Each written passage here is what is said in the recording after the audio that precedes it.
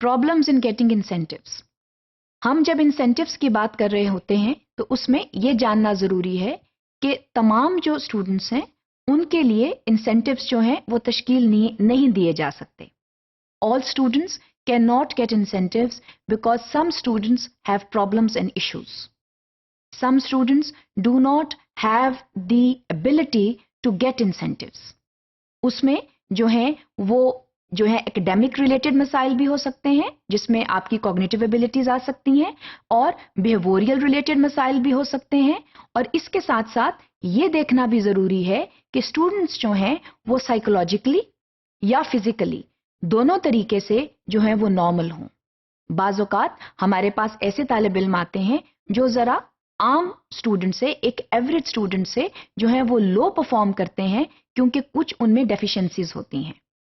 ये डेफिशिएंसीज जो हैं ये नफ्सियाती नेचर की भी हो सकती हैं, they can be of a psychological nature and they can be of a physiological nature.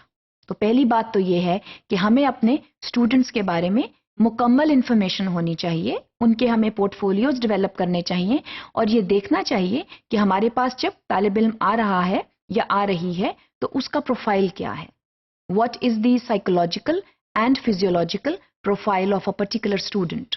Based on that we can develop an incentive plan for the students. लेकिन बहरहाल फिर भी चंद ऐसे तालिब इल्म जरूर होंगे जो कि प्रॉब्लम केसेस होते हैं और जो प्रॉब्लमेटाइज कर देते हैं आपकी क्लासरूम सिचुएशन को भी।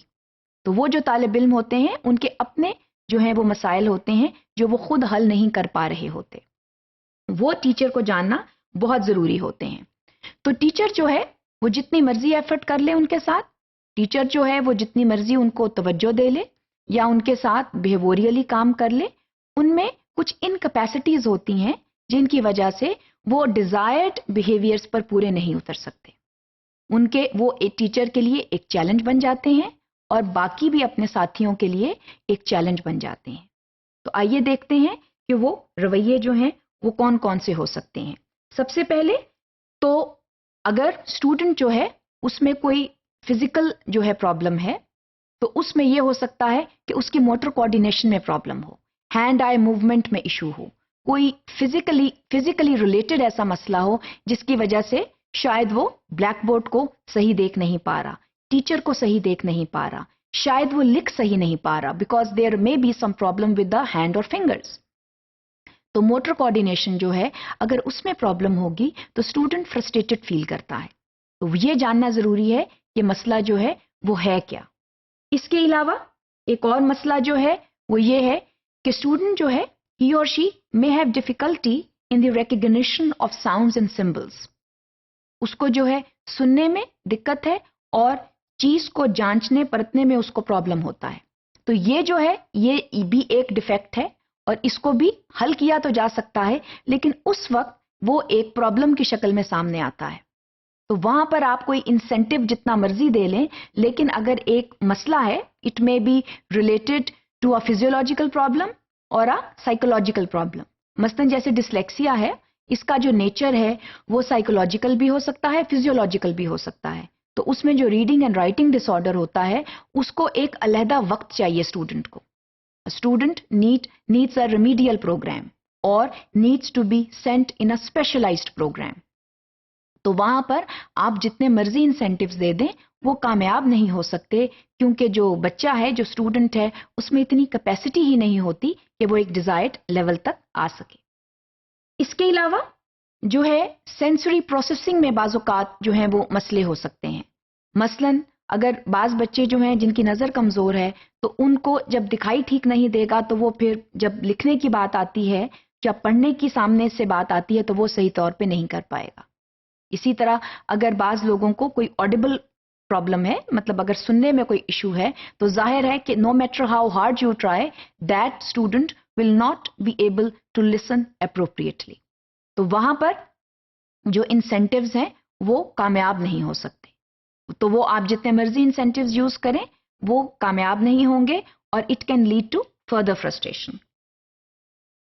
इसके अलावा स्टूडेंट्स जो हैं उनमें जो एक मसला और हो सकता है वो ये हो सकता है कि उनका जो है सोशल इंटरेक्शन जो है वो रूल्स जो कि सोशल इंटरेक्शन یا سوشلائزیشن سکھاتے ہیں وہ ان کو سمجھ نہیں پا رہے ہوتے. They have difficulty. آپ no matter how hard you try, there are some students who are introverts and those students they refuse to become social. تو وہاں پر انسینٹیوز جو ہیں جتنے مرضی استعمال کر لیں وہ بھی کامیاب نہیں ہوتے. تو آپ کے لیے یہ جاننا ضروری ہے کہ ویسے جو اسٹوڈنٹس ہیں وہ کون ہیں. اس کے علاوہ بعض اسٹوڈنٹس میں امپلسو بیہیویئرز ہوتے ہیں. They have these very natural tendencies to display impulsive behaviors. And no matter how hard you try, they can't control their behaviors. Such students again need counseling services. They again need to be referred to specialized people. اور وہاں پر incentives جو ہیں ان کا استعمال جو ہے وہ جو ہے کارآمد ثابت نہیں ہوتا.